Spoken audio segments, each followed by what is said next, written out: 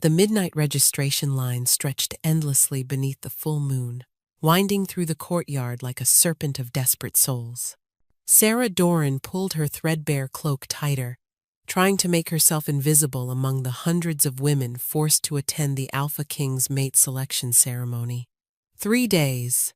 That's all the warning they'd given before riders swept through every village in the Silver Peak territory, demanding all unmated women between 18 and 25 present themselves at the castle. Those who refused would see their families taxed into starvation.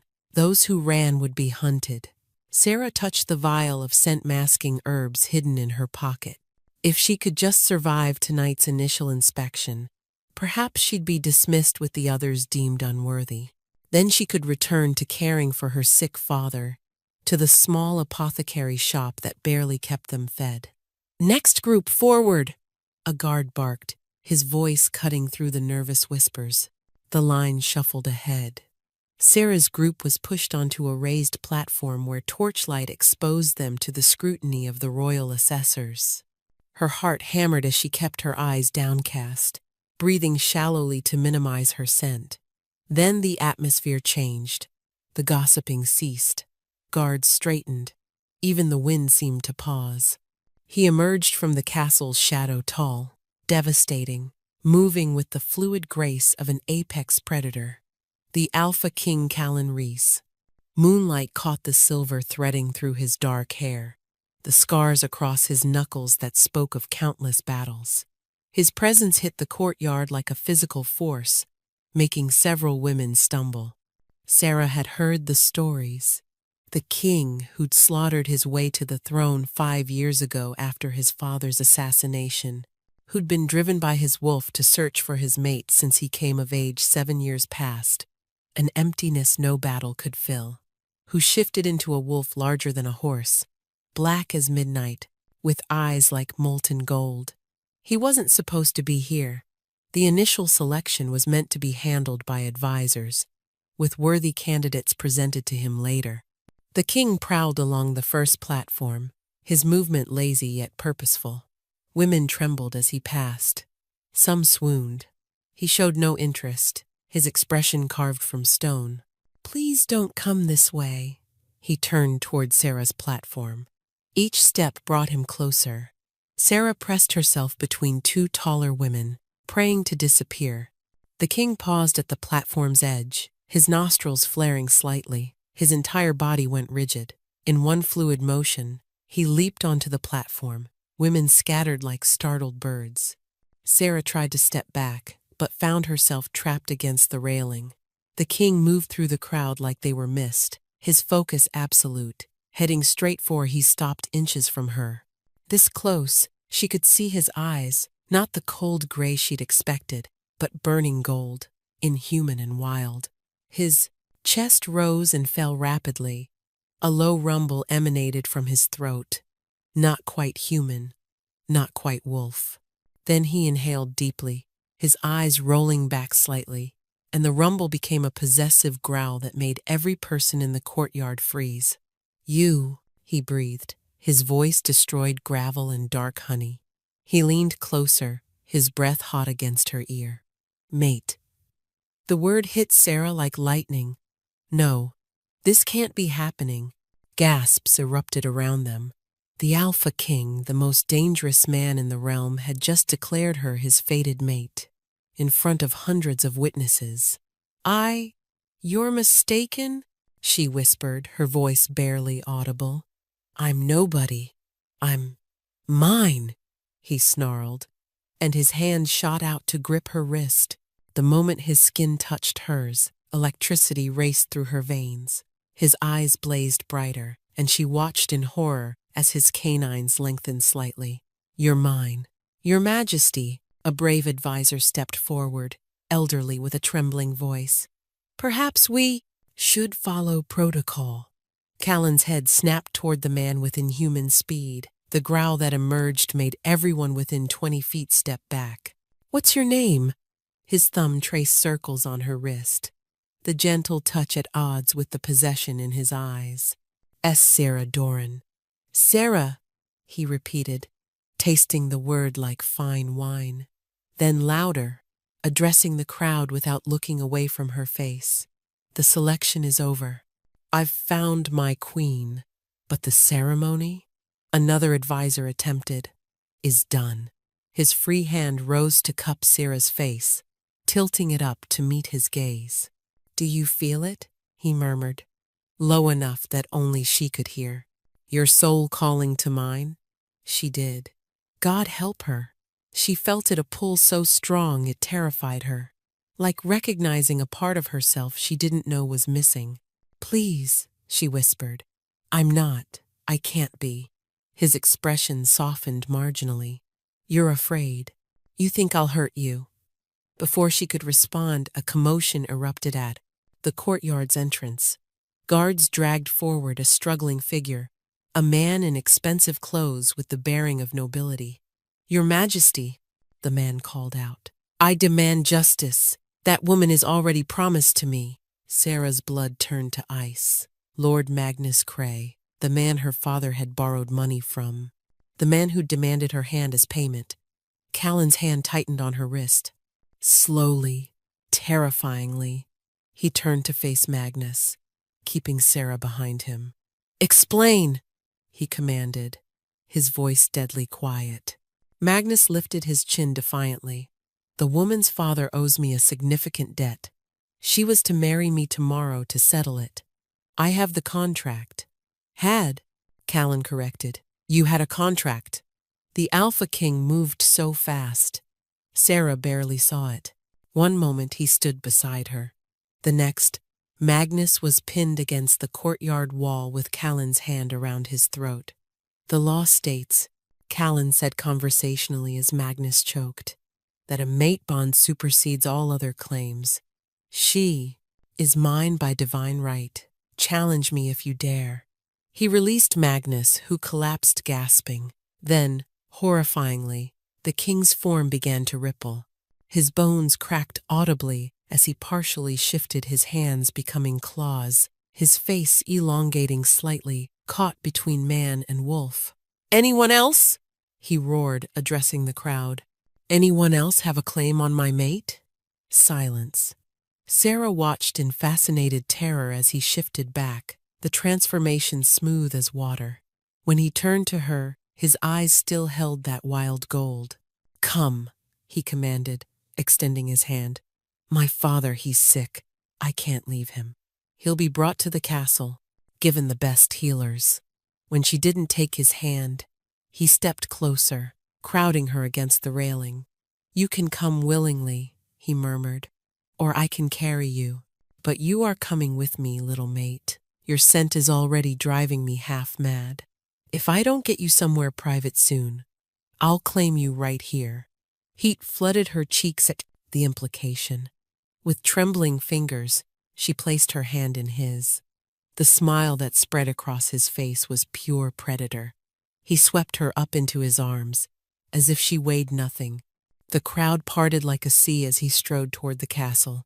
Everyone out, he barked as they passed through the great doors. Clear the throne room, now. Within moments, they were alone in the vast chamber, moonlight streaming through tall windows to pool on ancient stones. He set her down but didn't release her, keeping her trapped between his body and a marble pillar. You're trembling, he observed, his hands bracketing her waist. You're the Alpha King. You kill people who displease you. I protect what's mine. His nose skimmed her throat, making her shiver. And you, Sarah Doran, are irrevocably mine. The throne room silence pressed against Sarah's ears, broken only by their breathing and the wild drumming of her heart. Callan hadn't moved, still caging her against the pillar, his presence overwhelming her senses. We need to talk about this, she managed, trying to inch sideways. His hand flattened against the marble, blocking her escape. Talk? His voice held dark amusement. My wolf has been searching for you since I came of age. 7 years of emptiness. And you want to talk? Your wolf doesn't know me. You don't know me. I know enough. His finger traced her jawline, the touch feather, light yet burning. I know you smell like lavender and lightning. I know your pulse races when I'm near. I can hear it. I know you're terrified, but also. He leaned closer, inhaling deeply, aroused. Sierra's face flamed. That's just. A crash echoed from the castle's upper levels. Shouting followed. Callan's head snapped up, his entire demeanor shifting from seductive to lethal in an instant. Stay here, he commanded, already moving. Wait! But he was gone, vanishing through a side door with inhuman speed. Sarah stood frozen for a heartbeat, then heard something that made her blood run cold. Magnus Cray's voice, coming from the same direction Callan had gone. Find the girl! The king's distracted. Move! They were coming for her. Sarah ran. She burst through the nearest door, finding herself in a narrow servants' corridor. Footsteps pounded behind her. She took turn after turn, having no idea where she was going, only knowing she had to get away. A hand grabbed her arm, yanking her backward. She opened her mouth to scream, but another hand clamped over it. Quiet, a woman's voice hissed. Unless you want them to find you. Sarah was pulled into a hidden alcove, a tapestry falling back into place just as Magnus's men ran past. She found herself face to face with a striking woman in servant's clothes, though something about her bearing suggested she was anything but. You're the king's mate, the woman stated. I'm Aveline. I serve the crown, not Magnus Cray. How did you know about the ambush? Magnus isn't as subtle as he thinks. He's been planning this since he heard about the selection. Aveline peered through a gap in the tapestry. The king will slaughter them all when he realizes they've separated you from him. As if summoned by her words, an inhuman roar shook the castle walls. Even from a distance, the sound made every hair on Sierra's body stand on end. He's discovered you're gone, Aveline said unnecessarily. We need to move. That wasn't fully human, which means he's losing control. An alpha separated from a newly found mate. She shuddered. Magnus has no idea what he's unleashed. They slipped through the servants' passages, Aveline leading with practiced ease. Behind them, the sounds of violence grew: snarls, screams, things breaking. A wall exploded inward. Through the debris came a wolf, but not just any wolf. This creature stood as tall as a horse, midnight black, eyes burning gold with rage. Blood dripped from its muzzle. The Alpha King, in his full form. Aveline immediately dropped to her knees, neck bared in submission. Your Majesty, I have her. She's safe. The massive wolf's attention fixed on Sarah. A growl rumbled through the corridor, making dust fall from the ceiling. He stalked forward, and Sarah found herself backing away instinctively. Don't run, Aveline warned urgently. His wolf is in full control. Running triggers chase instinct. But Sarah couldn't help it. Every instinct screamed danger. She took another step back. The wolf lunged. Sarah gasped as she was pinned beneath him, his massive form covering her completely. But instead of teeth tearing into her throat, she felt him, sniffing her. His muzzle pressed against her neck, inhaling deeply. The growling stopped, replaced by a sound almost like a purr. Then the transformation began. Sarah watched in fascinated horror as fur receded, bones shifted, the wolf's form reshaping itself. Within seconds, Callan knelt over her, completely naked, muscles still taut with tension. You left, he snarled, his hands bracketing her head. I told you to stay. Magnus's men are dead. His eyes still held that wild gold. All of them. They tried to take you. She should be terrified by his casual admission of murder. Instead, some primal part of her thrilled at his protection. Your Majesty, Aveline said carefully, still not looking directly at them. Perhaps Lady Sarah would be more comfortable continuing this discussion in your chambers. Callan's gaze never left Sarah's face. Leave us. The lady needs Leave. Us. Aveline disappeared without another word. You killed them, Sarah whispered. Just like that. They threatened my mate. His thumb traced her lower lip. I'd burn the entire kingdom for you. You don't even know me, she repeated desperately. Then tell me. He shifted, settling his weight more fully over her, though careful not to crush her. Tell me why a commoner has noble speech patterns. Tell me why you smell like magic beneath the herbs you use to mask your scent. Tell me why my wolf went mad the moment I caught your true fragrance. Sarah's breath caught. I don't know what you mean. Liar. But he said it almost affectionately. You're hiding something. Something important. His mouth crashed down on hers, cutting off her denial. The kiss was nothing like she'd imagined her first kiss would be, not sweet or tentative, but claiming, devastating. His tongue swept into her mouth, and she found herself responding despite everything, her hands tangling in his hair. When he pulled back, they were both breathing hard. Feel that? He murmured against her lips. The connection between us? Fighting it will only make it worse. Before she could respond, voices echoed from the main corridor guards, searching. Callan cursed creatively. As much as I'd like to claim you on this floor, you deserve better. He stood in one fluid motion, pulling her up with him. Only then did she remember he was completely naked. Her face went scarlet as she tried not to. Looked down. Failed. Looked. Her eyes widened. He smirked. Like what you see, little mate. You need clothes. Why? This is my castle. But he grabbed a guard's cloak from a hook on the wall, wrapping it around his waist. Better? Your Majesty. Guards rounded the corner, then skidded to a halt. We heard the disturbance.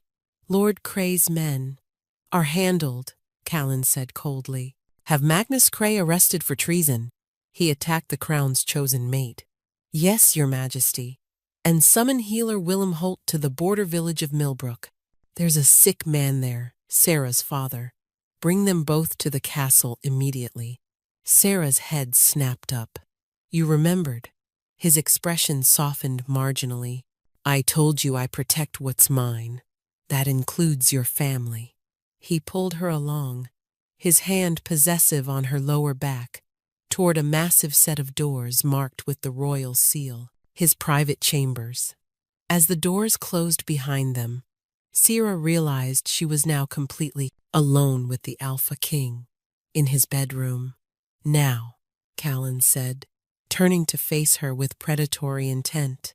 Let's discuss why you really think you can't be my mate, starting with what you're hiding under all those scent-masking herbs. The Alpha King's chambers were nothing like Sarah expected. Instead of cold stone and harsh angles, warm tapestries covered the walls, a fire crackled in the massive hearth, and books, hundreds of them, lined built-in shelves. It felt lived in, personal. Surprised? Callan asked, moving to a cabinet where he pulled on leather pants and a loose white shirt, though he left it unlaced. Expected chains and skulls? The stories say many things. He poured amber liquid into 2 glasses, offering her one. Most of them even true. I did kill my uncle for the throne after he poisoned my father. I have executed traitors. I'm not a gentle king, Sarah, but I'm not a monster. She accepted the glass but didn't drink, her fingers trembling, slightly. The claiming ceremony. What is it? His eyes darkened. When an alpha finds his true mate, there's a ritual, a binding. Without it, the connection remains incomplete, and... He paused, jaw clenching. And my wolf will slowly go feral. I'll lose control completely within a moon cycle. Maybe less, given how strongly I reacted to you. Sarah nearly dropped the glass. You're saying if we don't complete this ceremony, you'll become a mindless beast? Essentially. He moved closer, setting his own glass aside. But that's not your burden to bear. If you truly can't accept the bond, I'll send you away. Far enough that your scent won't. His jaw clenched harder. Won't torment me. I'll handle the consequences. You'd go feral. You'd die. Perhaps. But I won't force an unwilling mate. His hand rose to cup her cheek. Though every instinct screams at me to claim you here and now, consent matters. Even my wolf understands that. The sincerity in his voice undid something in her chest. This wasn't the tyrant from the stories. A knock interrupted them. "Enter," Callan called without looking away from her. Aveline stepped inside, now dressed in fighting leathers rather than servant's clothes. "Your Majesty, we have a problem." "If it's Magnus." "No. Lord Cray is secured, but his men had help. Someone inside the castle." Callan's expression went lethal. "Who?" "We're still investigating. But sire, that's not the urgent issue." Aveline's gaze flicked to Sarah. "There's been talk about the lady's bloodline." Sarah's heart stopped. "What talk?" Callan's voice had gone dangerously soft. "The old records. From before the Great Burning. There was a family, thought extinct. They carried certain traits, abilities that made them valuable to the crown." "Aveline," Sarah whispered, pleading. But the woman continued. "The Doran line weren't always merchants, Your Majesty. 3 generations ago, they were the royal truth keepers." Callan went very still. "That's impossible. The truth keepers were wiped out. All but one child. A girl who disappeared during the purge." Aveline met Sarah's eyes. A girl who would be about the right age to be Lady Sarah's grandmother. Understanding dawned in Callan's eyes. "You can sense lies," he said slowly, turning to Sarah. "That's what you're hiding. You're a truth keeper." Sarah's silence was answer enough. "That's why the herbs," he continued, pieces falling into place. "Truth keeper blood smells different to shifters. Like magic, like power. My wolf didn't just recognize a mate, it recognized someone who could never deceive us." "I never wanted anyone to know," Sarah burst out. "Do you understand what people do when they find out you can taste their lies? The fear, the hatred. My grandmother hid it, my mother hid it, and I can tell if someone's being honest." His eyes blazed with something like triumph. "A queen who always knows truth from lie. Do you know what this means? That you'll use me? That you'll never have to doubt me." He moved closer again, crowding her against the bookshelf. "Every promise I make, every word of devotion, you'll know it's real. No alpha has ever been able to offer that to their mate." The implications hit her like a physical blow. He was right. She'd always know if he was faithful, if he truly cared, if his words were honest. "Tell me something," she whispered. "Anything. Tell me what you thought when you first scented me." His pupils dilated. "I thought I was dying, that my heart would explode from recognition. 7 years of emptiness, and suddenly there you were. Everything I never knew I needed." Truth rang through every word like a bell. "Your turn," he murmured. "Tell me you don't feel the bond." She opened her mouth to lie, then realized the futility. He might not have her ability, but the connection would tell him anyway. "I feel it," she admitted. "Like a hook in my soul, pulling me to you. It terrifies me." "Good. It terrifies me too," his forehead pressed against hers. "But Sarah, we don't have to complete everything tonight. The full claiming ceremony can wait until..." Another knock. Urgent this time. "Your Majesty, we're under attack," Callan snarled, pulling away. "Who dares?" A guard stumbled in, blood running down his face. "The Northern Pack. They've crossed the border. They're demanding you present your mate for inspection." "Inspection?" Sarah asked. Callan's expression went dark. "An old law. Neighboring packs can challenge a mate bond if they believe it's false or forced. If they're not satisfied, they can claim the mate for themselves." "But it's not false." "No, but you haven't been marked yet." "Without my mark, you're technically unclaimed." "Fair game." "No," Sarah said, surprising everyone, including herself. "If I hide, They'll say the bond is false, that you're forcing me. Sarah, I can tell if they're lying about their intentions. I'll know if they truly believe the bond is false, or if they're just making a power play. She lifted her chin. I'm your mate. Let me act like it. Pride and possession flared in his eyes. You're untrained. If a fight breaks out, then you'll protect me. Isn't that what you promised? For a long moment they stared at each other. Then he laughed, dark and appreciative. My brilliant, brave little mate. He pulled her against him, his mouth finding her throat. You'll stay behind me at all times. If I tell you to run, you run. Understood? Yes. His teeth scraped her pulse point, making her gasp. And Sarah? After we deal with this, we're discussing that claiming ceremony.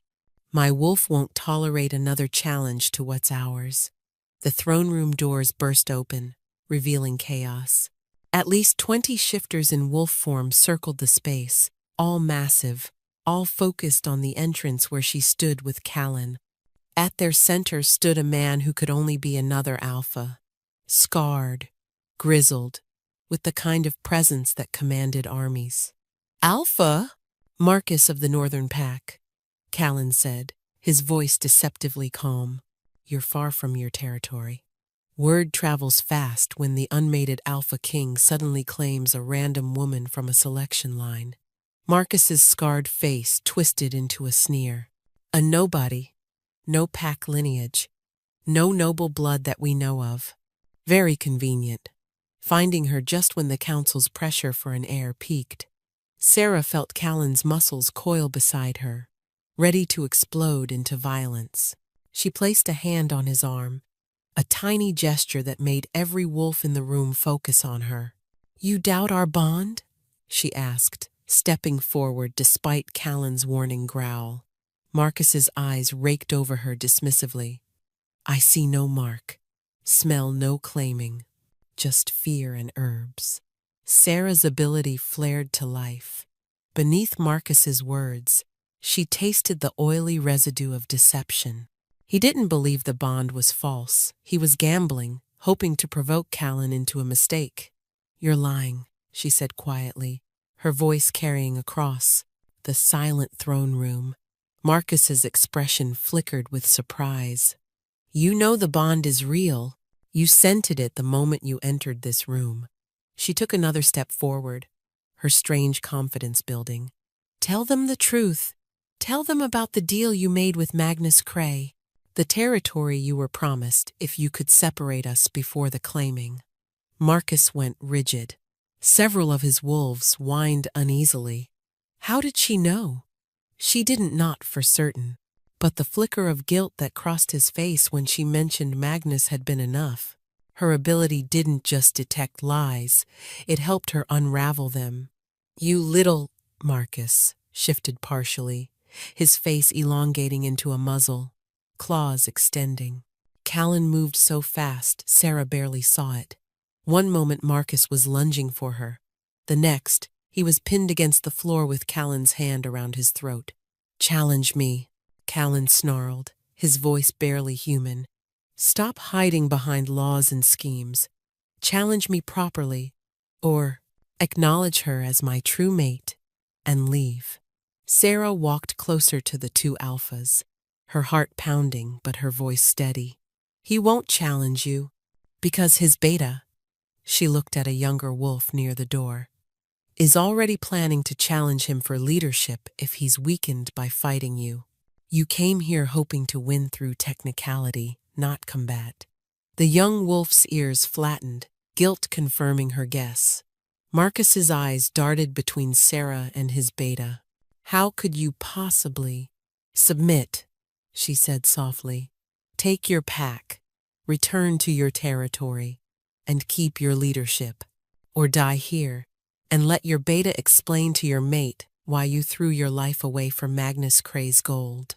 For a long moment, the throne room balanced on a knife's edge.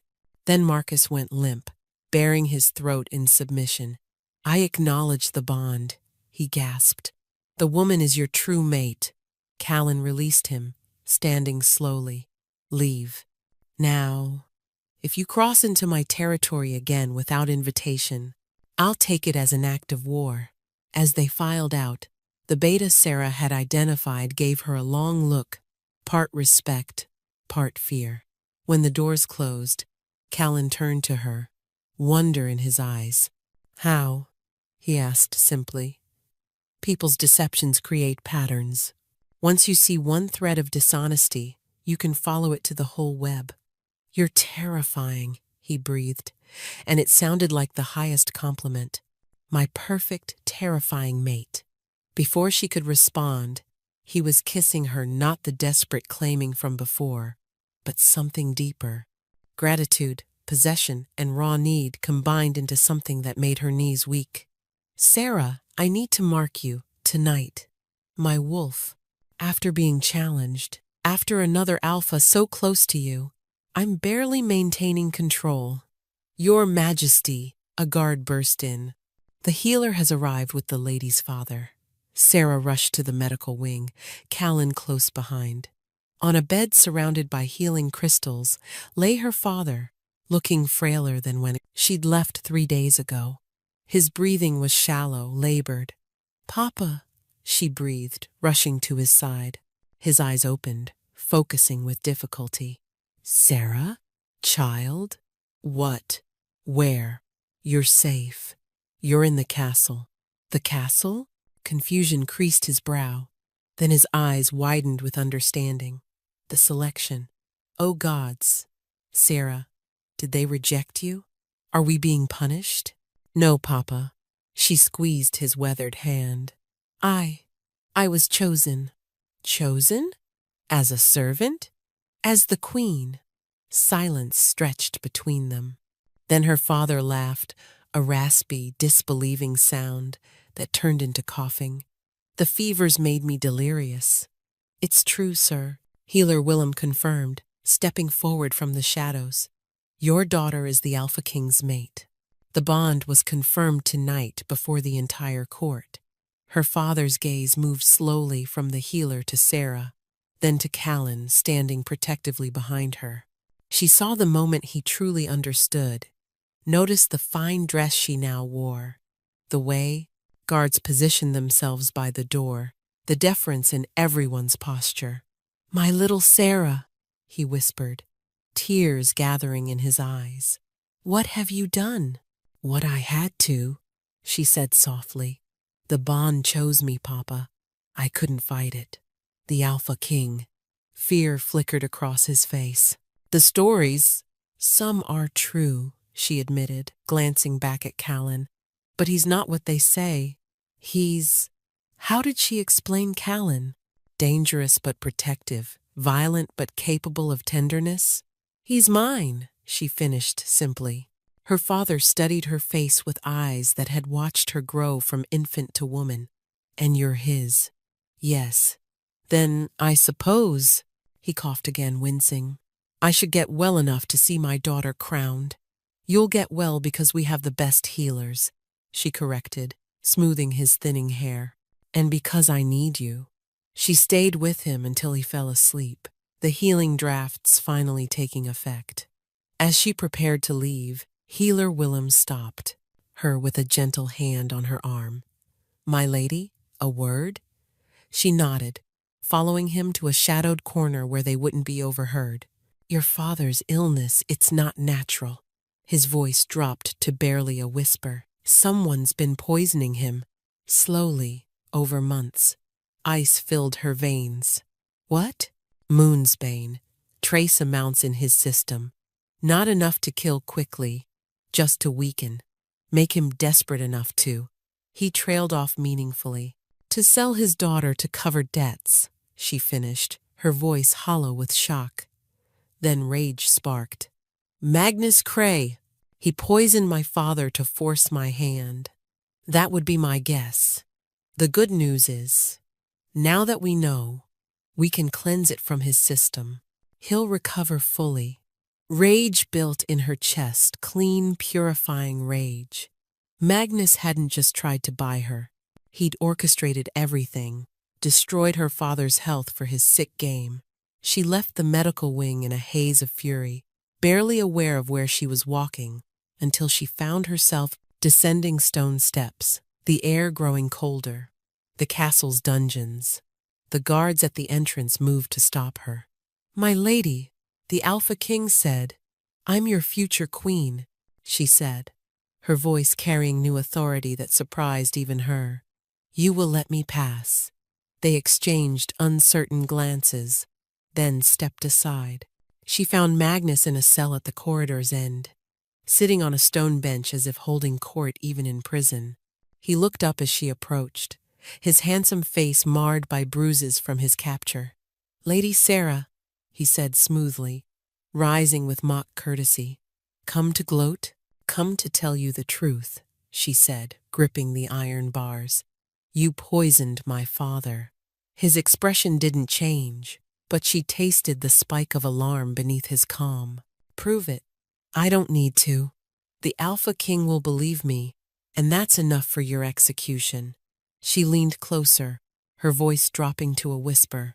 "But I want you to know something first. Your plan would never have worked. Even without the mate bond, I would never have married you. I can taste your lies, Lord Cray. Every false word, every deception. I've known what you were since the day we met." For the first time, real fear flickered in his eyes. "You're bluffing. 3 months ago, you told my father your trade routes were struggling. Lie, they were thriving.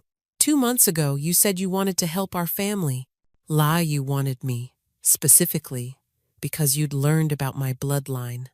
Last month, you swore you hadn't raised our interest rates. Another lie." Magnus had gone pale, his mask finally cracking. "But the biggest lie?" She leaned even closer. "When you said you'd be a good husband.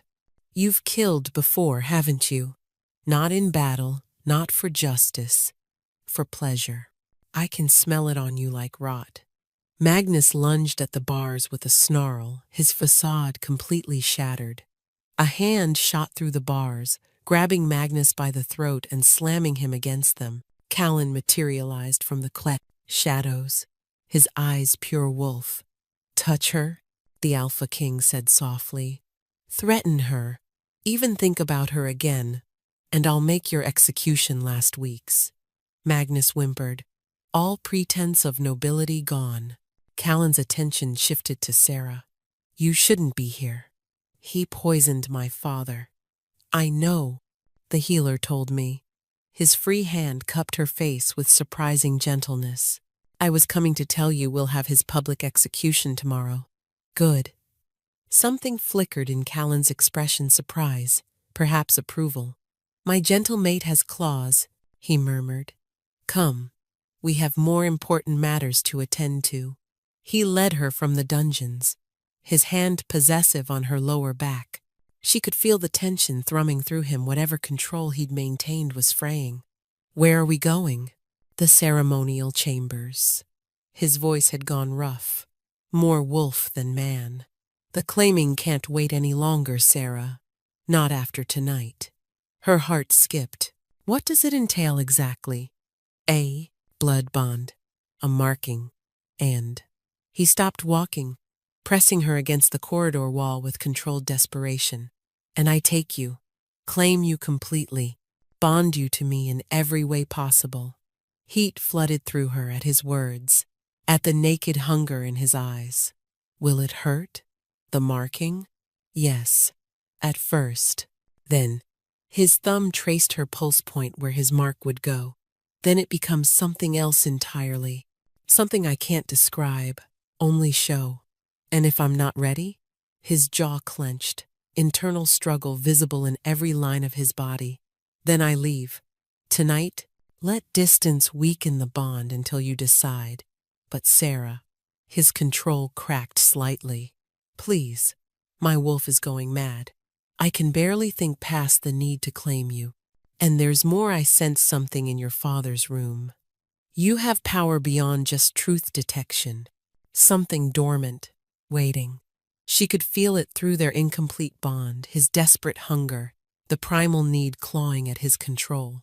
But beneath that, she felt something else. Love. not the gentle, growing kind, the instant, soul-deep recognition of finding home. Yes, she whispered. He went completely still. Yes? Complete the bond. Make me yours. The growl that escaped him was pure satisfaction. The ceremonial chamber took Sarah's breath away. Ancient symbols covered the walls, glowing faintly with their own inner light. At the room's center lay a pool of moonlit water, silver stairs descending into its depths. The air itself felt alive, crackling with magic older than the kingdom itself. This is where every Alpha King has claimed their mate for 1,000 years, Callan said, setting her down gently. His hands trembled as they left her body, the only sign of how much his control was costing him. It's beautiful, she whispered, turning in a slow circle. You're beautiful.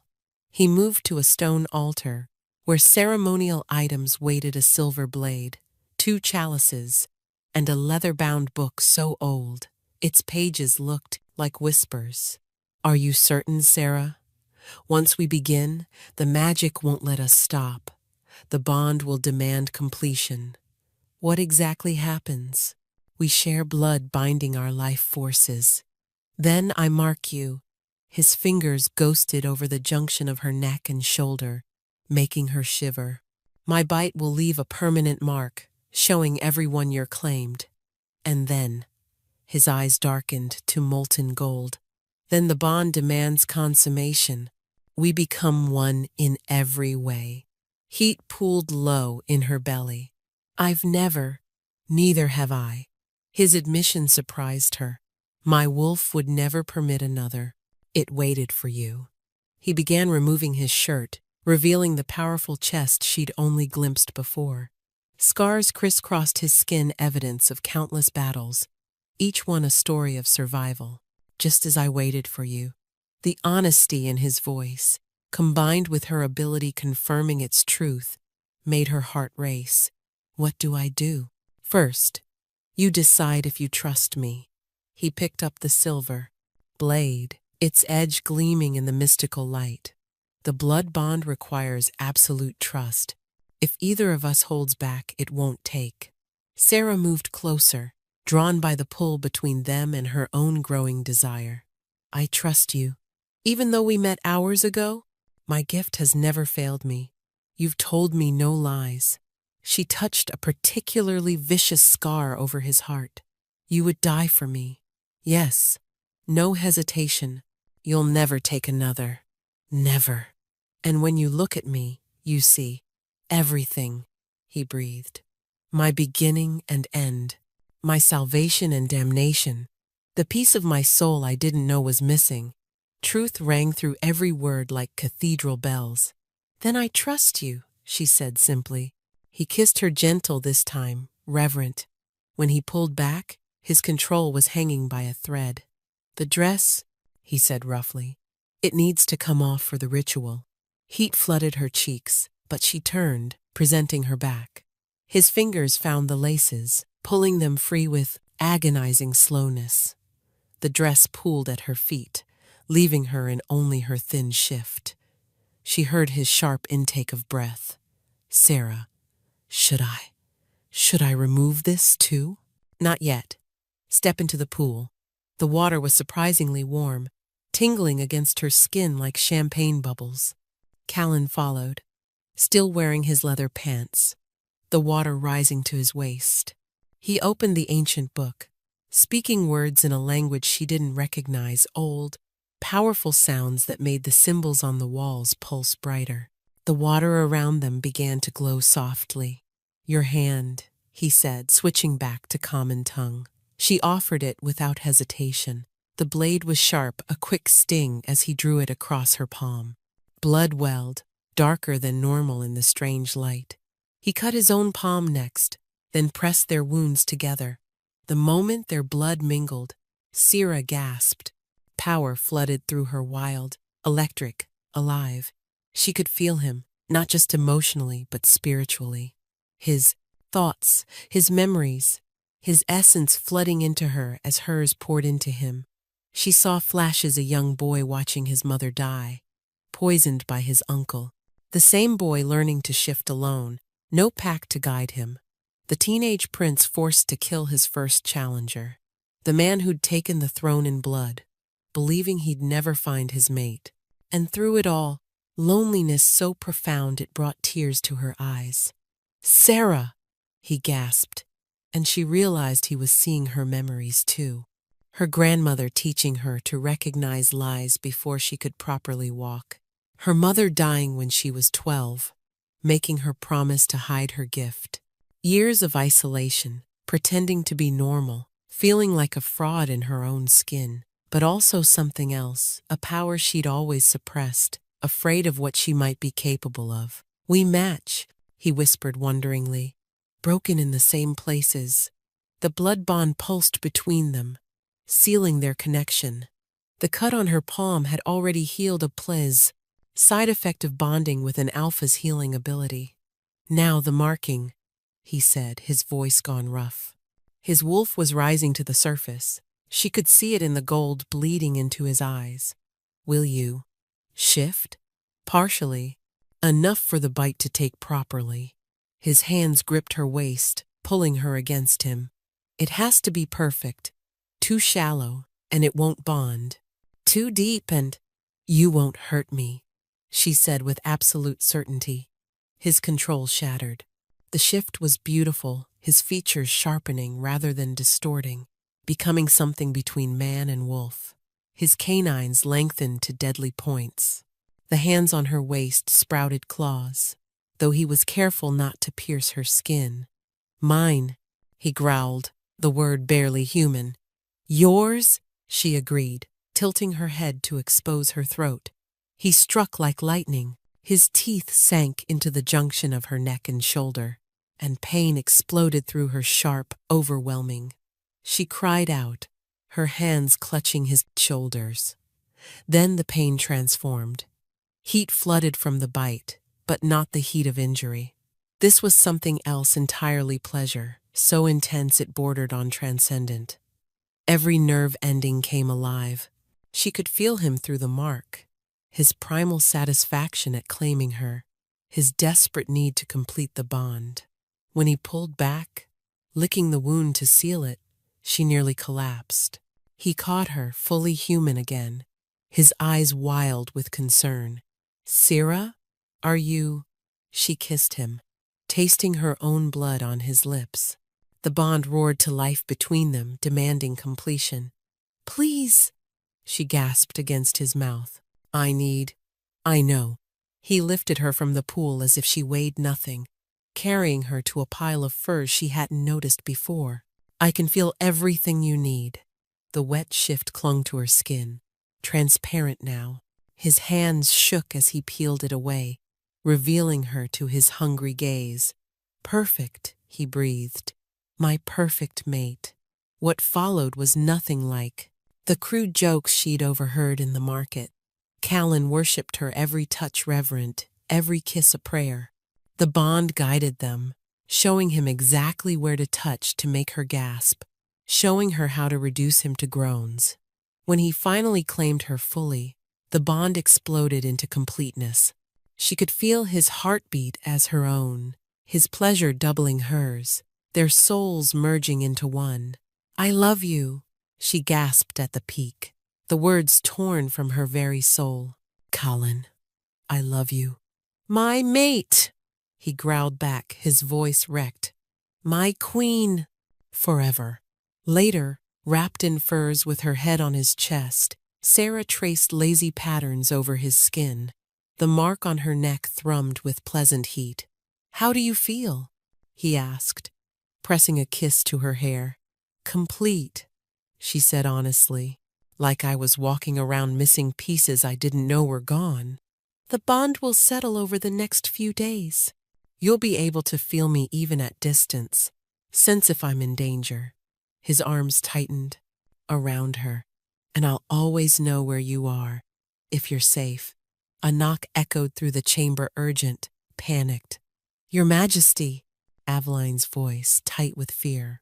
"We're under attack!" Callan was up instantly, pulling on pants and tossing Sarah a robe.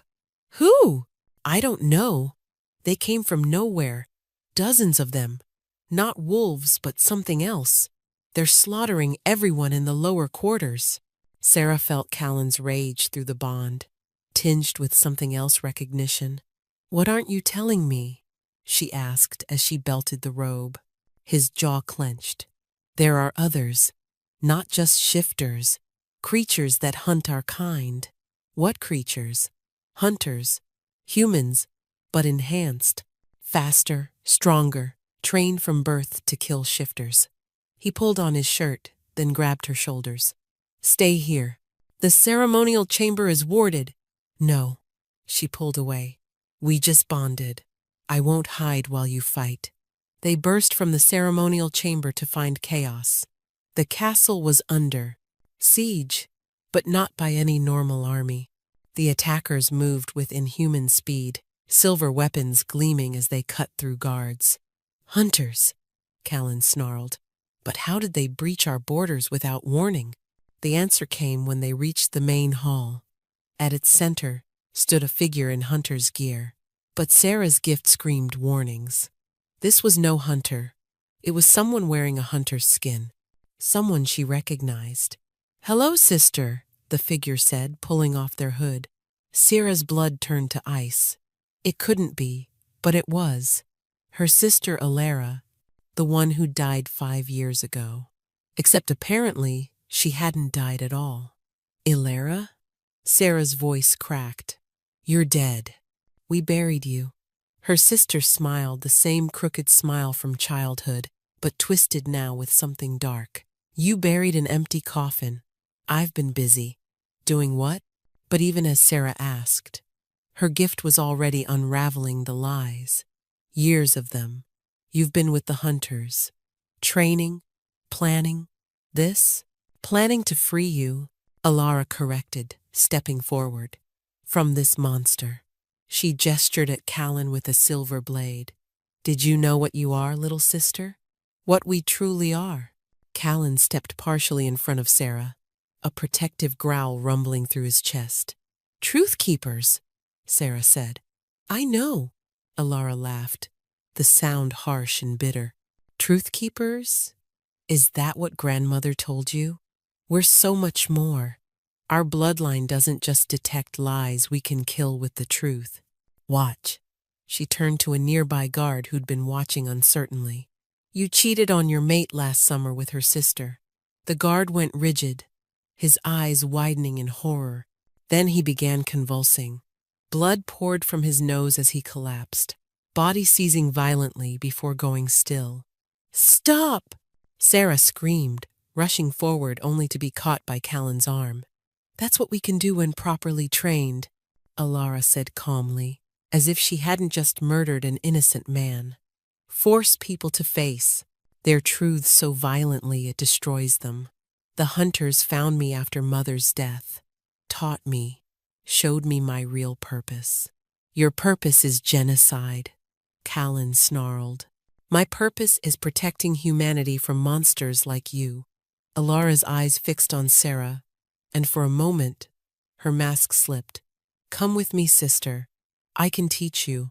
We can be what we were meant to be, judge, jury, and executioner for these beasts. Sarah felt the truth in her sister's offer, but also the sickness beneath it. Alara believed what she was saying, but belief didn't make it right. They're not monsters, Sarah said quietly, and neither am I. For the first time, Alara's expression truly faltered. You let him mark you. She stepped closer, and Sarah could smell the silver weapons, the blood, the years of hate. I can smell it on you, his claim. I chose him. He's manipulated the bond. They all do force compatibility where none exists. You're wrong. Sarah stepped out from behind Callan. I can taste lies, remember? Every word he's spoken to me has been truth. Every promise, every declaration of love. Then you're weak, Alara spat, just like Mother. The words hit like physical blows, but Sarah stood firm. Through the bond, She felt Callan's support, his absolute faith in her strength. "What happened to you?" Sarah asked. "The Alara I knew would never. The Alara you knew was weak, hiding her gift, pretending to be normal while creatures like him ruled through fear." Alara's voice rose. "The hunters showed me strength, showed me purpose. They showed you hate." Around them, the battle continued, hunters against shifters, silver weapons against claws and fangs. But in their bubble of confrontation, time seemed frozen. "Choose," Alara said finally, raising her blade. "Me or him, family or monster, your blood or his corruption." "I choose both," Sarah said. "You're my sister. He's my mate. I won't let you make me pick."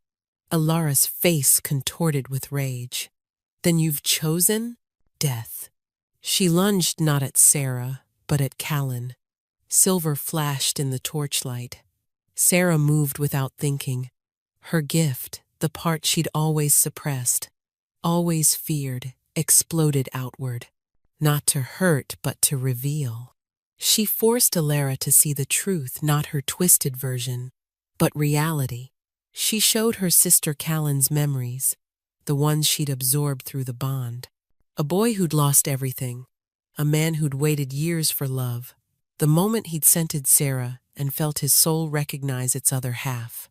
She showed her the guards Alara called monsters, their families, their loves, their simple desires for peace.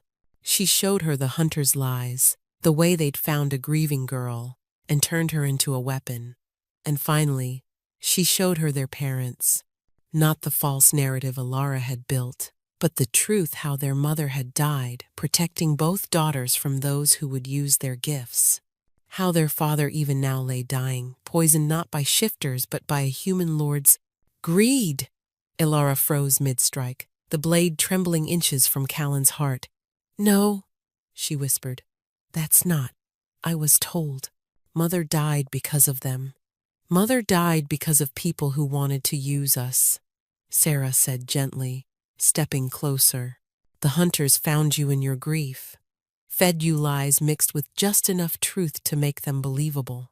They turned your pain into a weapon." The blade fell from Alara's nerveless fingers, clattering on the stone floor. "I've killed so many," Alara breathed, horror replacing rage. "Innocents, families, children who showed signs of shifting." Her knees buckled. "Oh gods, what have I done?" Sarah caught her sister as she fell, holding her as she had when they were children.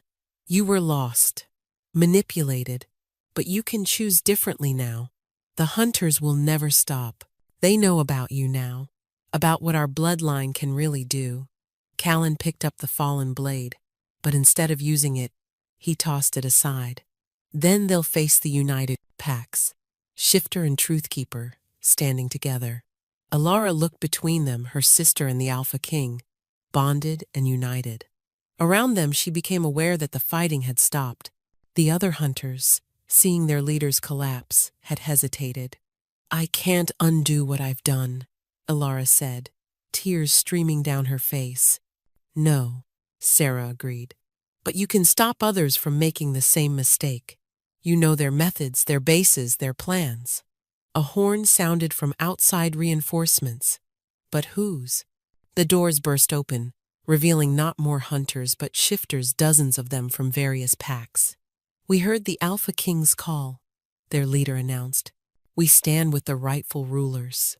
The remaining hunters, outnumbered and leaderless, surrendered. Several looked at Alara with betrayal, others with dawning understanding. "Your Majesty," Aveline appeared, bloodied but whole. "Your father is asking for you. Both of you," she added, looking at the sisters. In the medical wing, their father lay propped up on pillows. Color had returned to his cheeks. Healer Willem's antidote was working. "My daughters," he whispered, reaching for both of them. "Both my daughters." "I'm sorry, Papa," Alara sobbed. "I'm so sorry. I thought you were dead. They told me you'd all been killed." "Shh," he soothed, though his eyes were sad. We all make mistakes, child, some larger than others. What matters is we learn from them. The kingdom will demand justice, Alara said. For what I've done, the kingdom will have truth, Callan said from the doorway.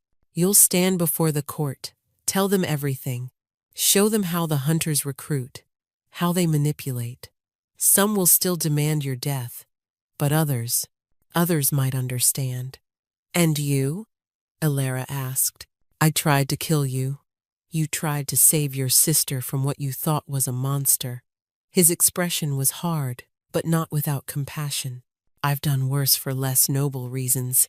Later, as dawn broke over the damaged castle, Sarah stood on the balcony with Callan's arms around her. Below, the courtyard filled with shifters and humans alike.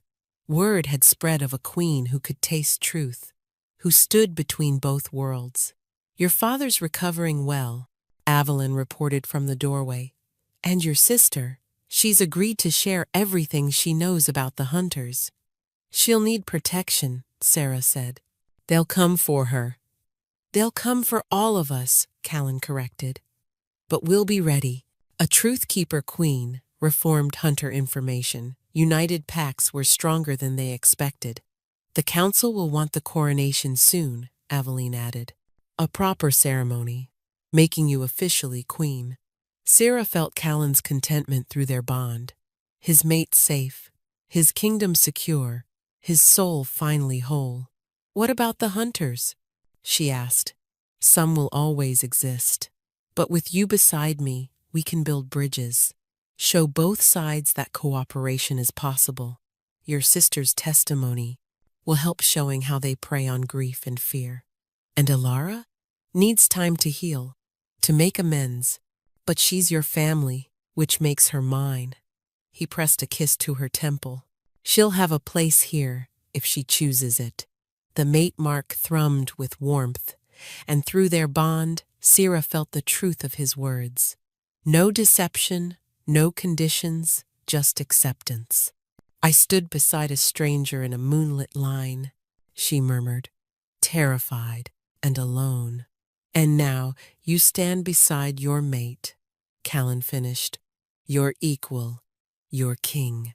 As the sun rose fully, painting the sky in shades of gold and crimson, Sarah felt the rightness of it all settle into her bones.